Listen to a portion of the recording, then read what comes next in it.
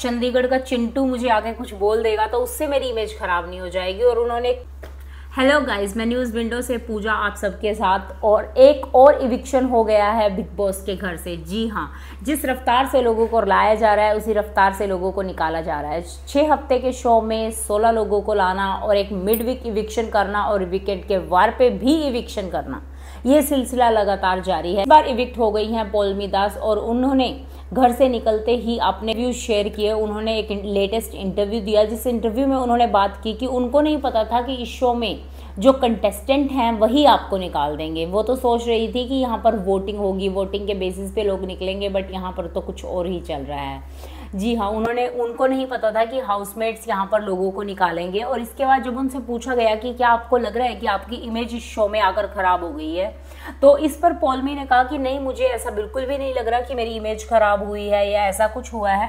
तो इसके बाद उनसे पूछा गया, जैसे शिवानी आपसे पूछ रही थी कि क्या आप बिकनी पहनते हैं, ऐसा गाँव में तो नहीं होता है, क्या आपको लगता है कि वो इतनी छोटी बच्ची हैं कि उनको ये सब बातें नहीं पता है।